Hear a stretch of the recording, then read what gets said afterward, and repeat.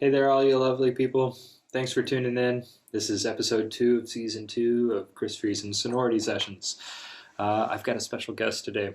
I'm really excited about him. Christopher Wilson. I've known Christopher Wilson, let's see here, I think I'd guess maybe 4 years, 5 years. So not an incredibly long time, but we had shared some really special moments of collaboration together that I don't think I've really had with any other artist. He had me over to his home repeatedly, and we were able to collaborate on songs that he was in the midst of writing. And it was just such a treat to see a fellow human be so open to interpretation and wanting my opinion and kind of asking for my perspective. It was just really refreshing to have someone not be so protective over something that was so authentic to them. And I think that speaks a lot to his character. He's such a genuine individual that has had so many diverse experiences, um, that his art is just a real treat to witness because you can just hear his truth very clearly. And that's something I really appreciate about Christopher in particular, that I wish more of the art that was getting attention these days could share. Um, Christopher Wilson, ladies and gentlemen. Thank you, Christopher Wilson. Thank you, Christopher, for being here. I'm really looking forward to having a conversation with you. You've Thank you for been, having me. yeah, my pleasure. It's been really a treat to get to know you as a person and as a friend, and as a brother, and just to be able to make music with you. And yeah, we've had some really nice heart to heart conversations in the past, and I've always really appreciated our relationship. Likewise, Christopher. Um, I kind of want to I want to know how you got into music, where, if it was something that you got into relatively young, or how did you get into this trajectory of playing guitar and singing and songwriting? What would that start like for you? Wow, it's a really good question. So it takes me back to age 9, actually age 8, when I fell in love with this Yamaha guitar this nun was playing at Catholic school. We went to inner city Catholic school, no busing. We walked to school right in our own hood. And this one nun, my 4th grade teacher, Sister Frances Michelle, I'll never forget her name. She's not a nun anymore. I heard she went on to get married and have a family, but anyways, this is the nun story. So she saw that I took a great interest in guitar. I mean, my eyes would just pop. And I was just so into it, just like, oh my God, I want one of those. I know I can play it. I know I can do that. And I never played one before. So it was kind of like that. She mentored me. And then, of course, coming from the family I did, 6 kids, and, we didn't have a lot of money. So, getting a gift like that was a really special thing, if it ever happened at all. Usually, Christmas time, you would get socks and underwear and pajamas, things you need, maybe one toy to share with your brothers, that kind of thing. Yeah. That's just what it was. So I begged my father, oh my God, I want a guitar so bad. I have to join the guitar group at school. We're going to play at mass. We're going to do this and that. I really wanted so badly to do this. And so Christmas morning came, I had just turned 9. And my dad just surprised the hell out of me and just brought this guitar downstairs. He said, this one was too big for Santa to wrap. He just handed it to me. I was just in heaven. And I still have a picture of that morning on my website. It's out there online on my Instagram. Okay. Me in pajamas at age 9. And I'm just playing this thing, and I didn't even know how to play it yet. But I knew that was it for me. Yeah, isn't that amazing? That is amazing. That's a fantastic and it was a Winston brand little pawn shop special. It was a piece of crap, basically. but when you're that age, and I thought, oh my God, I've got a guitar. Well, of course, the thing didn't stay in tune, but what it was very good for was developing my calluses, strength. You know, it was like a really good guitar to beat up and get started on, because I didn't really have any other instrument in the house. I mean, when I'm lying, my brother Mike, my oldest brother, he had an old beat up electric guitar. It was like an old cheap copy of a Gibson SG, but it was like all beat up, and he would turn that thing on and make noise with it sometimes. But other than that, we didn't really have any instruments in the house. So that was my portal to, you know, that connection. And it was through this teacher, this nun who mentored me, and the other students as well. And then we started doing the guitar group after school, excuse me. And I would learn all these chords and things. And that's really how it started. What kind of music were you working on in that environment? Wow. Excuse me. The primary music for me at that time was like 70s folk music. Yeah. And that included a lot of little church songs, you know, kind of folky. But, you know, songs like Blowing in the Wind, you know, Bob Dylan stuff. And the 70s were, this is like the mid to late 70s we're talking about here. So that was a very big time, you know, for folk music. Folk was huge then. Yeah. So it's funny you asked that, because, to this day, people still tell me like, oh, you remind me of the 70s, the troubadours, you know, but that's embedded in me. Like it always will be part of the songwriting that I do, because that's really what grabbed me first and made me feel like expression with music. You know, singing about whatever and strumming along with these chords, and very acoustic based. Yeah, not electric yet, just all acoustic. When did you find yourself compelled to write your own songs? Wow. I started writing, I was a late bloomer, big time. I would always write little poems and things, but I always thought, you know, this sucks, this isn't good. Yeah, I just didn't really look at writing songs until I was in the Army, like years later.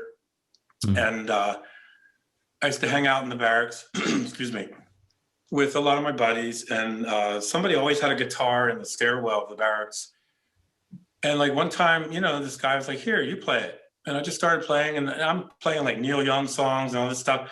And these guys are all gathered around like, man, you're really good. You know, you should start writing. You should write your own songs. And I'm thinking like, how would I ever begin to do that? Well, I had a very good opportunity for this when I was sent out to the South Pacific on a very remote assignment to a really crazy place. But I lived in isolation for a year out in the middle of the South Pacific, one of the most remote atolls like anywhere in the world. And we were doing like it wasn't a secret assignment, but it was related to bioweaponry and stuff.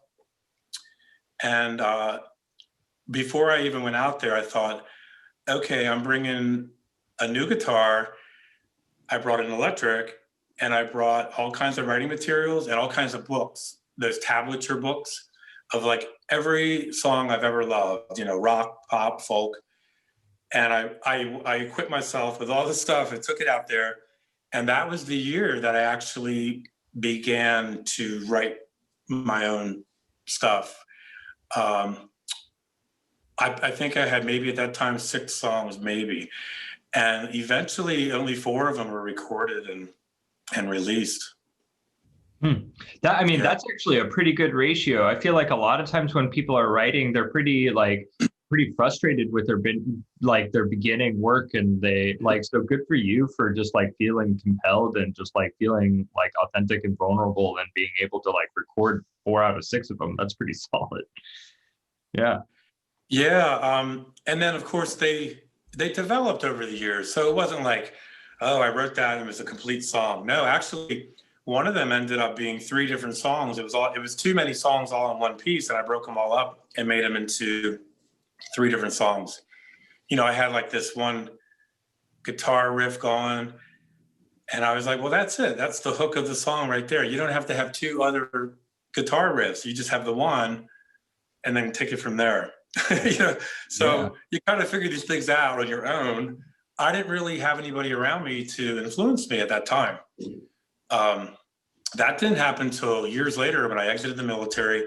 And then I was living in Baltimore, and I met a wonderful gentleman named John Suchy, who a lot of people know through the Baltimore music scene. He's recently deceased last year. We were very sad to hear John's passing, but he was one who mentored me, like totally. Like I had all these songs and ideas, but he was the one that kind of steered me into, okay, so you got to tone these down and strip them down and take the relevant parts, and that's your song, that's your hook. Like, don't try to have this 7-minute epic song, you know. And believe it or not, some of my earlier 4-tracks I did on my little Tascam 4-track, they were way too long. They were like 5.5, 6 minutes long. And, you know, it's like, who's going to buy that or listen to that? Well, maybe a Rush fan, you know. But basically, you know, I had to learn how to don't bore us, get to the chorus, you know, that old adage. Like, you had to just kind of hunker it down to the meat and potatoes of the song. And that was a real stepping stone for me there with John, because I really didn't know how to do that before meeting John. So he was very influential on me that way. And he co-produced my first album with me. Those sessions from East Mall days, like that all came from Baltimore with him on his 16-track analog. I think it was a Tascam as well, Tascam 16-track analog studio. Wow. Yeah, it was incredible how we got that big sound out of that little console. But John was an excellent engineer. He knew how to just mic everything perfectly. And yeah, that's its own craft for sure. It's like it's a whole different art form. And that's really where then my writing at that period of time. Now this is fast forwarding to Baltimore in the mid 90s. Now I'm really writing, and I'm making stuff on my Tascam 4-track at home. Like I would program my little Dr. Rhythm drum machine, and then I would lay down all the guitar parts. I would do all the vocals, all the backing vocals. And on another track, lastly, I would do the bass. It was hilarious because, you know, I'm not a bass player, as you know, but I have these great ideas for riffs. And, you know, so I would just basically make up these riffs to go with the song. But when we got in the studio, I'd be like, Rich, can you help me? My dear friend, Rich D'Alessandro. He was the bass player on my first album, a good friend of mine. We're still good friends to this day. And Rich was that awesome bass player who had the fretless, and he was able to come in and take John's direction and just say, okay, so here's the riff, here's how it goes. And he would just play it like verbatim. Sometimes I would hum lines to people and they would just play them. It was like magic. We were writing as we went along, because I don't write treble clefs, bass clefs. I don't write or read music that way. Would you come in with chord charts, or like would it all just be auditory information at that point? I would have chord charts, but I would basically write out all the lyrics and just write the chords above all the cues, and they would just kind of go, oh, okay. Oh, so you do like an E minor 7 there. And I was like, yeah, that's it. It was like, I swear, it was like when we did those sessions, it was like recording live, but we didn't. We tracked everything. Yeah. But it had a live feel to it, because John captured those like really literally after 1 or 2 takes. Like that was it. So of course, going back now, when I listen to some of the vocal parts I did, I'm like, oh my God, I could have sang that so much better. You know, let it go, you know. It's like a snapshot of where you're at, you know. Exactly. And that's what I came to learn of what I came to learn of recording in general over the years. It's all just that you are capturing, like taking a picture, you're capturing this moment, and there you go. And hopefully you're happy with the final mix. If something sounds that bad or out of tune, you have to redo it. And back then, of course, we would patch out, you know, those little, like there were a few spots where somebody hit a bad note on an instrument, or I did, and I knew I did. And I was like, no, I got to redo that whole line. And then he would be like, no, sing the whole thing again. Because he didn't want it to sound fake. He wanted it to sound like it was one take. And a lot of those were one take. Yeah. That's awesome. It's so different than the digital convenience that we have today of being able to comp together tracks. It seems like a completely different skill set to go in and just like really nail a single take all the way through. It's old school for sure. Well, that was my first album. Now the second one I did years later when I was living in Houston was Read On. And that was totally Pro Tools, like all digital. But even then, I worked with a fabulous engineer. Oh my God, Steve Christensen out of Sugar Hill Studios there. Steve understood what I was trying to do with the songs. Like I was trying to capture like a live essence to them. So once again, even though we're tracking, I would be always trying to, make it sound like this is just captured live, but that would be hard to do because I know at the time I was dealing with some allergy issues. I was struggling with, some vocal parts. So, at times like that, you can't really do that. You have to rest and you have to come back and then re-record. Some days you're in a way better voice, and then you really nail it. I mean, that's just for me vocally. I think for anybody who does vocals, I mean, that's just the way it is. But I will tell you this, a little bit of trivia. My record, Read On, I recorded every single guitar part on that record, excluding some acoustic parts, all in one session, in one marathon, 16-hour crazy session we did. It was nuts. I was so well rehearsed with the drummer, Justin. We went in there and it was like, okay, man, let's go. I was sucking down the coffee. And I mean, I just played 6-string, 12-string electric. I just did it all. Like that one day, it was just nuts. And we got some good recordings there. Different sounds, clean versus the crunchy Marshall, distorted, and a little bit of everything because I like to mix it up. Yeah. Thinking about Read On, like how long were you tracking for? I mean, I know you mentioned that you did like all of the guitar parts in like a single day, but like what was like the recording experience like? How many days were you in the studio for? Wow. I was doing two little grinds at the time, work-wise, to pay for all this, of course. Yeah. So I remember booking with Steve like at least 2 nights a week. And we did that probably for about at least 2-3 months. Yeah. But what would it ended up being was like, we had to kind of spread out the other sessions over time simply because of the availability of the players who played on the record with me. I got this great bass player for 3 songs, but he could only come in on a Tuesday, and there was stuff like that. Yeah. So, but really overall, we finished that record in probably, racking the cobwebs here, probably 3 months, 3 or 4 months.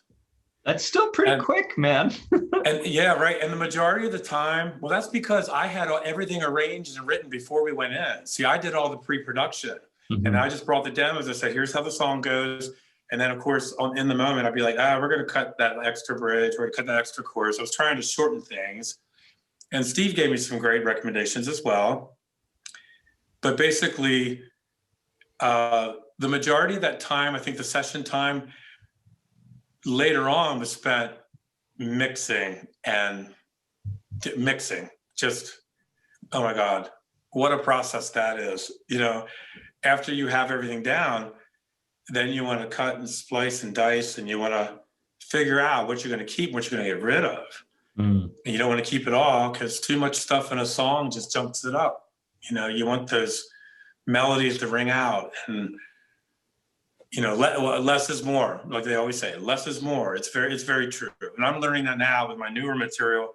Less is more. You don't need all this super production, and it just steals away from the feeling, I think, of the song. I think it's interesting too, because like at that point it kind of dates it too. If you use all these like fancy production tricks, it's really easy to hear what era the music is coming from. Whereas like I remember working with John Neff. John Neff kind of talked about like doing things really clean and kind of like keeping it really straight because like it keeps it sounding timeless. That was like a huge moment for me, hearing him say that, and just kind of like, thank you for the opportunity to work, introducing me to him and just kind of getting to hear some of his perspective. But that was a huge piece of advice that stuck with me. Me as well. Oh my God, working with John Neff then in Portland, and nobody's even heard these songs yet. I'm getting ready to release another single here in about a month. I'm going to put out remember the song Reaching Out? Yeah. I'm going to release that as a single. And because I don't want everybody to think it's all hard rock, or, you know, I have a variety bag of tunes, and I that's just the way I am as a writer. I like to do a little bit of everything, Mm. instead of a predictable, you know, genre or sound or style. Yeah. So yes, working with John Neff then in Portland, oh my God, it was just incredible. Like, he taught me a ton of stuff, and I noticed his, like you just said, his whole focus was always on keep it simple, stupid. You know, the old acronym KISS. Keep it simple, and don't add too many effects or things, especially pre-mix. You know, you want to get these dry, really great takes of everything, all the guitars, the bass, vocals, and then you can kind of dolly stuff up later when you're mixing, and as need be, or not, depending on the song. But I remember thinking, oh my God, this man has worked with like famous people. So, you know, I just shut up, and I thought, I'm going to listen to what the man says. You know, and that's what I did, man. I was like, okay. And then I ended up doing my vocals a whole other new way, like I had never done before. And that was, he would just make me sing the thing like 5 or 6 times. And I would think, what, the last one wasn't good enough? It wasn't that. He was just trying to get these different voicings and phrasings out of my voice, you know, because later on, you know, when we did the mixing, you find you'll fish out that one whole half of a chorus that's perfect, but then you'll find this other part where you had a certain nuance to the way you did it in the whole last line or something, and you can cut and you can paste that right in there, and that's your take, that's your finished vocal. Yeah. And so what you capture here, it's production. You know, you're capturing like the best performance. That's what you're doing. Mm. And that's what he taught me all about, like using the Pro Tools that way. Now, when I did the other albums, man, I just sang and just kept singing until I felt like it was a good take, like all the way through, you know, or we patched in maybe a few spots, but like there'd be that one note that's just, and I'd be like, no, got to redo it, because I refuse to use auto tune or any of that crap. I won't. I'd rather be accused of hitting hitting a note slightly sharp or flat than having it be perfect because a computer made it perfect. Right. Yeah. So that's where I'm like on myself with that. I'm just like, no, I'm not going to use that, because, you know, I don't want to be. I want it to be authentic. I want it to be authentic sounding. Hmm. You know, and I never said I was the greatest singer in the world. I'm not. But I want to, for me, the song, the vocals, it's about the lyrical delivery and the emotion conveyed. Hmm. So it's not, for me, that's not about technique and all that, you know, I call them grandstanding vocals. You know, these people who, it's like a vocal masturbation. Some artists, I'm not going to name names, but you know what I'm talking about? Like all the scales, and they do 50 notes in between 2 words and stuff. I mean, that's okay. That's for them. I'm just not into that. I'm more about like, here's a story. Like I'm singing this song about whatever. So that's really where I come from the vocal world. So obviously when it comes to recording vocals, I want it to be as authentic as possible. I want it to sound live, like I'm in a coffee house somewhere with really great reverb or whatever. Yeah. Yeah. Yeah, that's fantastic. I think that there's a real temptation to use technology to either like expedite the process or to make it sound better, like to make it sound better. But like it's really easy to lose the charm of the human, you know, to lose the charm of the person that is like perfect because of their flaws. You know, it's like there are so many records nowadays that are just like photoshopped essentially. It's They're too perfect. They're too perfect sounding, and everybody right. knows. Yeah. And I know mine aren't, and I'm fine with that. Yeah. That's really cool. I feel great about that. Yeah, because I mean, like I said before, there's times where you can go back and think, oh man, I could have sang that so much better, things like that. And it's like, no, that was the moment, that moment in space and time. And now here I am on this other journey years down the road. Like you can't do that. You can't go back. You just got to try to do your best and then keep it moving forward. Yeah. Awesome. Yeah. I'm curious to hear you talk about like some of the things that you've learned about storytelling. What are some of the insights that you've gained through your experience about how to craft a story for people? Wow. So storytelling, like as regarding songwriting, right? Yeah. Well, like I have to write about things that mean something to me, like things that just really pack a punch. The inspiration can come from vast sources. I mean, just my environment, um, like a song like Wildflower. Like I wrote that my first trip to the Pacific Northwest, like ever in my entire life. And I drove from Seattle down to San Francisco, and I camped along Northern Cali, like along the way. And I went out there and just stared at the ocean for like hours, like in the afternoon. I was meeting up with a musician friend. I had somebody waiting for me at the other end, but it was like one of those solo sojourns, I needed to do. And like that right there inspired me to write like all these songs about deep thoughts about, God and metaphysics and, like, but that's what Wildflower is about. My song Wildflower, which I've had people tell me like, man, like that's pretty out there. I'm like, well, that's because I was out there. I was like really, what's the word to describe the Pacific Northwest? Like primordial. It's just so, man, this stuff has been around a lot longer than you have, and it will be here after you're gone. Yeah. So you get that feeling of that exuberance from being in that environment. So that's an example of how my environment would just totally inspire me to write something. Juxtaposed to a horrible dysfunctional relationship I got myself out of, excuse me, years ago. And, like I had to cull this information from all these maybe excruciating circumstances to maybe make something that puts a positive spin on it. Says like, hey, it's all right. You go through this, you're moving forward, you're growing, you're going to be better because of this. So like, there's so many different varieties of that. I think just life experiences. I mean, with work, school, just, which I eventually managed to do while I was living in Portland. I finally finished my college education that I started in the Army years ago. But that's typical of most military people. You travel, you move around so much, you don't have time to finish a degree. You're just on the road basically.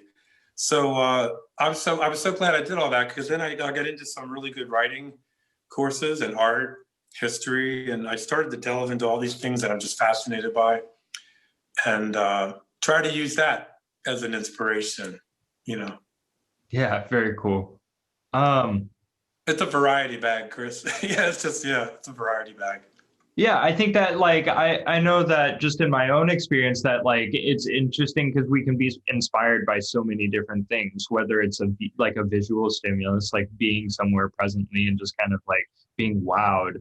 I know that like the mountains tend to do that for me. That's like an often a place where I'm stimulated, but like social circumstances, yeah, we're inspired by all sorts of different things. And it's kind of a trick to be able to like take your audience there with you, to be able to like bring them into that moment and have it be something that they feel like they're participating in. That's like a whole skill set. Yeah. Because that's what the music that inspired me always did. It took me for a ride. It took me somewhere. It took me out of my head, or it got into my head and gave me comfort in my head because of whatever the song was about, whatever I was going through at the time. Yeah. I just felt that everything's going to be all right. Like somebody else has lived through this. Somebody else is singing about this. Like, listen, learn. So in that respect, music to me is my library of books.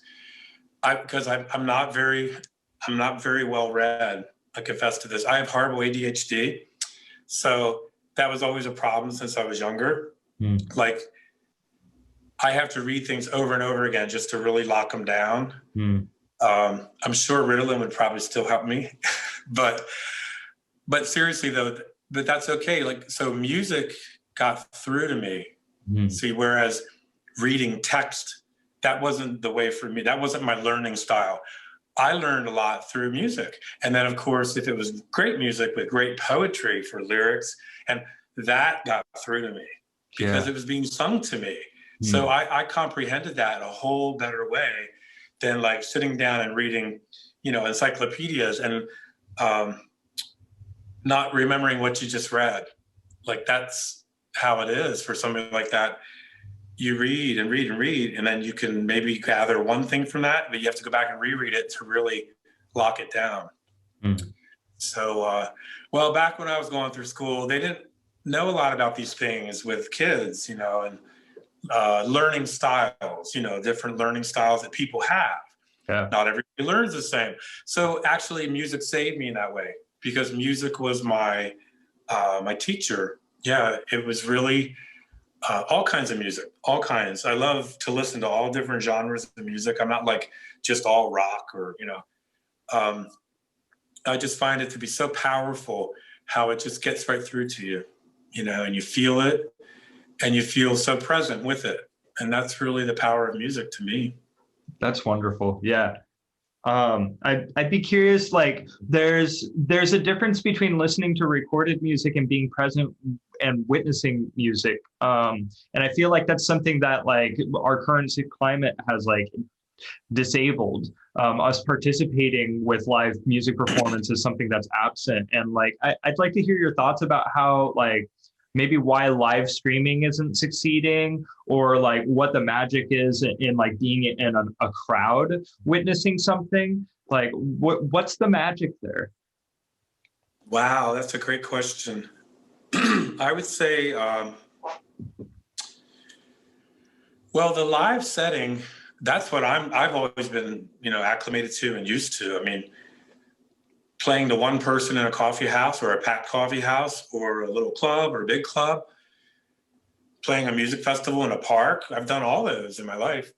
But there's something about the live exchange. It's the energy between the performers, and the audience, which the audience is like a performer themselves because they're giving you back that energy, like it's like an energy exchange. Mm. And so that's why you don't see me doing a lot of live streaming to a camera, like on this phone here and doing a concert like on Facebook. I mean, it just feels so alien to me and bizarre. I just don't feel comfortable. I mean, I've had friends say, you should do it, just do a couple songs, and I might still, but it just doesn't have that energy exchange, that you would have with an audience, feeling the audience and looking at people and looking at your bandmates and listening to them while you're playing and you're jamming and they're jamming. And it's a human like collective of energy. And that's what can never be replaced by anything other than live music. I mean, there's no substitute. So I did read a thing recently about the live streaming that is kind of waning now. Now, I think that's simply because of the oversaturation factor. We just have so many wonderful musicians worldwide, like everywhere, trying to have their voices heard. And, it's like to quote a songwriter friend of mine, Carl Sandon, the fight to the end of the funnel. It's like funneling through all this just to try to like, oh, notice me. Here's my new video. Here's my new thing. But like, that's you times a million out there, like globally. There's so many artists vying for this, attention in an era of short attention span. Let's talk about the climate we live in these days. Oh my God. I mean, I look at my niece, my youngest niece, and see her with her phone, and she'll go through 30 different things in like, I swear, in like a minute's time. And I'm just like, whoa, I can't handle that, man. You talk about ADHD, that's just too much. Right. There's no focus, So, what the listener of music, what do they have to do? Well, their ears must listen. You have to focus and listen, through here, auditory. And then the visual is great too. If you can see and listen, that's even better. But to go online and just see a little electronic blurb of somebody doing that and like it's dead. Like after they stop playing, there's dead silence. There's no applause unless you pipe in the canned audience. But you see what I'm saying? Like it just feels so empty, and it's kind of sad to me. Yeah, I just don't like it. I don't dig it. Yeah, I don't blame you. I mean, it's just like it seems like nobody is really that excited about it. We did the Portland Jazz Festival, or no, it was the Cathedral Jazz Festival. Oh, I was fortunate enough to participate in that. And normally there's like several hundred people that come. You know, it's like a free jazz festival. And so like it was still free to like witness it online, but I think altogether they had like 85 people tune in to watch it. It's like a small fraction of like it's just that it's not captivating for several reasons, and like it's just a poor representation. I feel bad for the people that are kind of like growing up and witnessing this as live music right now, because it's not live. I mean, it is live happening in the present, but it's not. and on that note, Christopher, also, I think before the pandemic hit, live music was kind of waning a bit itself. It was struggling. A Mhm. lot of clubs were talking about, we just don't draw the crowds like we used to. It's easier for people to stay home and turn on YouTube and watch anything they want to watch, like globally. So, whereas me, I'm the old club kid. Like I always love going to the clubs, whether to dance or listen to bands or, that's a generational thing too, And I realize the kids today just have it. They have so many different options, that we didn't have pre-internet, really, Yeah. pre-cell phone. So I think that's a really good point, because now you're talking about how you're going to influence a younger generation to take interest in this and really support the live performing arts, all of them, really. I Yeah. mean, ballet, music, theater, Yeah. I feel for all the actors and actresses right now. They're really hurting. Yeah. Yeah, I have friends that do that, and they have been just shut down totally. So, yeah. So, in other words, where do we bridge that gap, right, with the new generations to show them, yeah, like this is the way it should be. Like live performance is king. Mm. It should be for any genre of music. I don't know where we go from here, man. It's kind of scary. Yeah, it'll be interesting to see, because we can't really go backwards. I think that that's something Yeah. that we kind of keep talking about, is like, oh, trying to get back to where we were before the pandemic. And it's just like, for at least the music industry, like it was unhealthy. And so like we can't really go backwards, even if we like really wanted to, or we were able to. Like we've got to tread into new territory from here in order to kind of like make it, the relationships between like the artists and record labels better, and like the artists and venues better, and just like, and the public and venues. Yeah, it's interesting. Because I know a lot of musicians were complaining. I remember like when I was living in Portland, everybody was complaining about feeling like clubs were eventually going to this pay to play kind of thing, getting a promoter in there who really they're just very selfish and they just want to do for themselves. And they set this event up, and the musicians just end up not getting much from that, but having to incur a lot of expense to make that happen. Yeah. And that's not good, because, where's the incentive for anyone to get out and play live music? And as you know, Chris, you're a veteran of that. I mean, what it takes to do that. I mean, travel expenses, and I mean, just to rehearse, to get ready for shows, and then you're doing them, and it's a process. It's a lot of work. For sure, it is And time. I remember tearing down after one of the last Portland shows we did. I remember Nick was saying like, "Oh man, all this equipment you got to haul around." I'm like, "Tell me about it." That's why I don't work out at the gym for almost 3 days before a gig, because I'm going to get a workout all through that whole thing, hauling that stuff up and down stairs, and monitors and amplifiers, and oh well.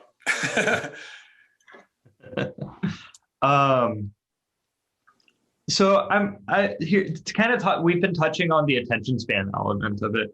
I feel like that's another thing that's kind of been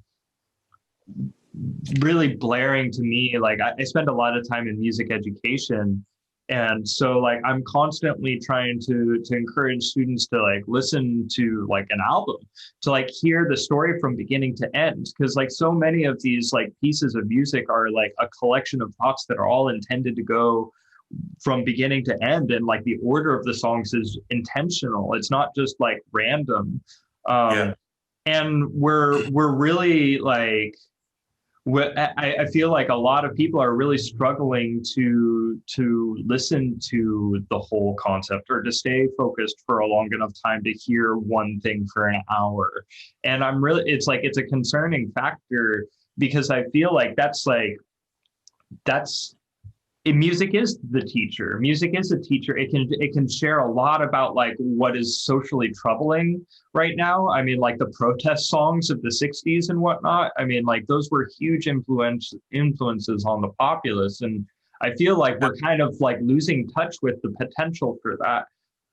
Do you have any insight on like how we can encourage people to like listen to music long form again? Yeah. Wow, that's a great question. Because I mean, that ties into what we were talking about earlier with the short attention span. And personally, like I still listen to whole albums. Like I've purchased albums from artists I love recently on vinyl. I still have a good turntable, and I love that. I just love listening to that one artist, you know, side one and then side two, because they put the songs there for a reason in that sequence, you know. But sadly, today, the listening platforms that we have today, which is all playlisting and digital playlisting, it's like 1950s radio all over again, just a single, you know. I mean, I think things come around in cycles and circles. This isn't anything new. They're really pushing the single now more than anything else. But that's not good for like an artist like me. My new album, you know, which is coming out this year finally, Insular. It's a concept album, so you know it's intended to be. You buy this CD or vinyl. I'm still looking at putting it on vinyl, but the intention is go on this journey and listen to the whole thing, like all the way through. So yeah, finding that audience to do that these days, oh my God, where do I begin? Like I'm lucky to have a lot of old school fans, I do. But even some younger people that have caught up with me over the years, they've turned me on to like how they listen to music, you know. And I just think it's two different worlds, that's all. And so trying to bridge that, once again, the bridge, you want to try to connect that, perhaps really promoting vinyl again, you know, with the great art. I always love vinyl because of the art, you know, the cover, the back cover, you know, open it up, there's this whole surprise thing inside, and then you have the lyric sleeve. Like, I love stuff like that, but I don't know if the youngins today would be into that, simply because of the way their brains are programmed to do this multifaceted channeling, like a gazillion miles an hour, all in like 1, 2, 3 minute span, and not really focusing on one thing. And I find myself being guilty of this. Like I'll come home after a crazy day and I'll have to catch up with whatever I'm doing. And I'll have email open. I'll be watching something on PBS. I'll be doing this. I'll be doing that. And all of a sudden I'm thinking, oh my God, you're doing exactly what you always talk about, like this extreme multitasking. You know, it's just not good. You know, you got to stop and listen. You got to stay focused on one thing at a time. I think so. So back to your question, Chris. Like, I don't know how can we really improve that? Yeah, like for the music market in 2021. I mean, who's playlisting an entire album? Very few famous artists who can do that because they're famous. But in the indie world, man, I'm just grateful they throw some of my songs onto some of these playlists that have like hundreds of thousands of followers and stuff. Because then I'm getting all these streams. I'm like, yeah, cool. But you know, who's listening? You don't really know how they're listening. You know, you don't really know there's something about that whole digital thing. It goes back to what we talked about with live streaming. There's like a certain block to it. Like you just don't know who's watching or what they're hearing on the other side. And like, is anybody even remembering that?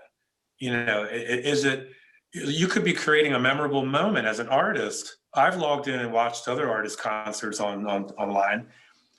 And that meant a lot for me because it was like an artist I really liked a lot. But I know if you try to do that format with like a lot of young kids today, you're not even finished the first song and they're already on to the next thing. Like you just can't even keep their attention. So yeah, it's a real challenge. And I think the industry needs to really wake up to it because we're not going to have it in a music industry, indie or major label. We're not going to have any of that down the road here where any artist can make any kind of living off their art simply because there is no real transaction taking place, you know, something of some monetary value that would at least pay back the artist for what they put into their product. Yeah, it's a big issue. It's interesting. There's a couple of points that you mentioned that I kind of want to amplify.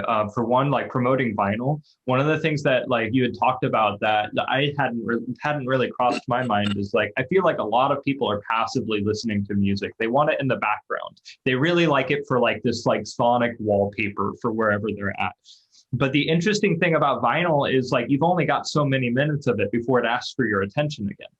Right. Yeah. So like having something that is like you're like you have it in your background and then it stops and you kind of have that ticking of like the needle at the end of the vinyl just kind of like waiting for you to do something about it. Like that, it makes me wonder how many people, like if they were to engage with that listening platform again, would start to be like, would be reminded to pay attention more often by having to turn the vinyl over.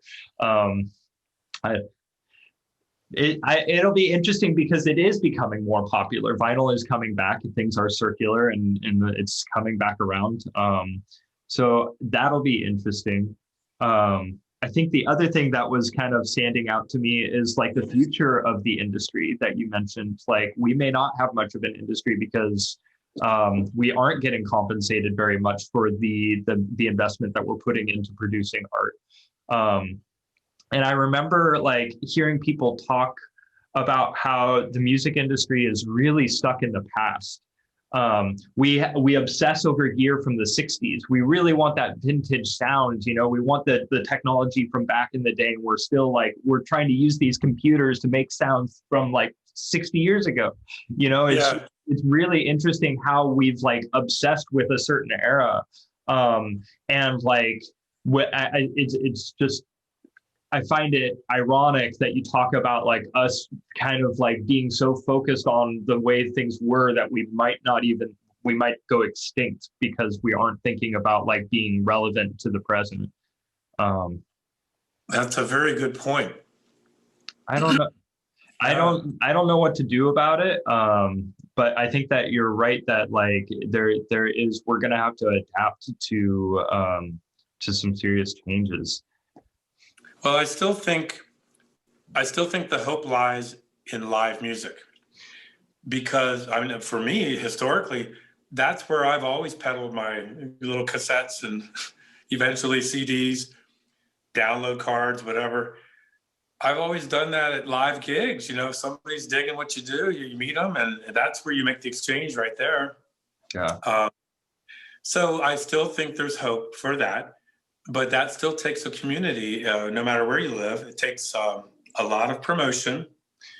And you don't want to rip people off because right now times are tough for a lot of people. So if you're going to charge, you know, $10 at the door or, you know, $20, whatever, you better have a really great stellar lineup of the bill and give people their money's worth and more. And I've always been generous over the years. If I get somebody to pay to come in to hear me sing and do my thing, I'll give them like a free CD. Like I've done things like that, you know, and yeah, you just got to figure out ways to keep people, you know, happy in that setting. And I think that it just takes a little bit of deep thought ways to go about that. Because right now, I think what's going to happen when the pandemic hopefully is over, which I still think may not even be for another year yet globally. Like we have to remember there's so many music venues now that are lost. I mean, they went under. They can't endure, being closed for that long. So when we relaunch live music again, no matter where you live, anywhere, we have to focus on, nurturing real community, like music communities. Not just a bunch of musicians showing up to hear each other play, but, because I've been in that environment where, oh, wow, we had a great audience, but it was just all musicians, like we got to really reach out to the community. And one of the ways to do that, and I have found this in the past, and I have participated in things like this in the past, fundraisers. I remember back in the 90s, my buddy John Suchi, who I mentioned earlier in this interview, John organized these big charity fundraisers for like the Gay and Lesbian Community Center of Baltimore or the AIDS Action Network. Like we were, one of them was called HERO. It was called Health Education Resource Organization. So that's an example of how we got together. This is in the 90s, the mid 90s, like during the peak of the AIDS crisis. And we basically put together this classic rock band of gay musicians. And we just learned all these songs, and then we rehearsed, and then we went and we put on these shows. They were all charity fundraisers, and oh my God, the turnout was unbelievable. We were playing like the downtown, the Hyatt Regency in the Inner Harbor, like in Baltimore, and like there's 500 people there, and so we made a lot of money for these charitable, really great charitable causes, and like that was great, participating in stuff like that. So that's an example of how any music scene anywhere, you can, mobilize your local musicians and get in touch with the community causes. It could be any kind of cause. And that's a very good way to nurture a live scene, because we found after doing a gig or two of that, then we had like another gig, and then everybody came to the next one because they just loved us. They thought we were just a hoot, doing these crazy covers. And I was wearing wigs, all kinds of crazy stuff. But we had a good time, It was all about having fun. Because see, if it isn't fun, I don't want to do it anymore. Yeah. Excellent. You're like, I hear you. I do hear you. It is about the fun. I mean, it's like, it's good to put in the work, but like the work element enables you to have fun with it. It's like you can be relaxed in the musical environment, and then it's just like sharing the fun with the audience. I think that's part of the energy exchange, is like, it's really compelling to see a band that is enjoying themselves. It's contagious. And there again, like when certain people in the audience start getting like that vibe, then it just kind of spreads, and like all of a sudden everybody is just kind of like in the fun together. It is really special. I miss it a lot. And the audience can feel that. If you're having fun, the audience is going to feel that fun, and they're going to have fun. And it's just this great energy exchange. And that's what makes live music so great right there. Yeah. Christopher, thank you so much for sharing time with me. It's really good to see you, and to get to chat with you and hear your perspectives. And yeah, thank you so much for having me. And yeah, I'm looking forward to putting out the new record this year. I don't know about touring. I hope to do that later this year, going into next year. Who knows? But I'm gonna release the record, so I'm excited about that. Yeah. Do you have any other details about it that you want to talk about? Well, none other than I have a different strategy for releasing the record. Instead of just dropping the whole thing, I'm going to drop a few more singles ahead of time. Since I've been given advice about the digital streaming platforms, they say it's a better way to do it. Release singles gradually. It builds up the algorithm, like on Spotify, iTunes, these other sites. And so that when the album drops, you have a better chance of the album having a little more recognition in that haystack, the needle in the haystack. I mean, but that's, it gives it the best chance you can, on an indie budget to get it out there. So I've been doing some playlist promotions lately. That's been working pretty well. So I'm just kind of going with that for right now. But yeah, I miss playing live. I miss playing with the band, I miss playing with you. And I'm hoping down the road we can all do this again. Yeah, for sure. So there again, you've released a music video for this record, right? Yeah, there's actually 2 out right now. I released Numb like 2 years ago already. And then Corner came out last year. Yeah. And the next single is going to be, it's like a ballad, acoustic ballad song, a little bit of a rocker. It's called Reaching Out. And that's what's up next. And do you have a date for that? Yeah, I'm hoping to put it out March 15th.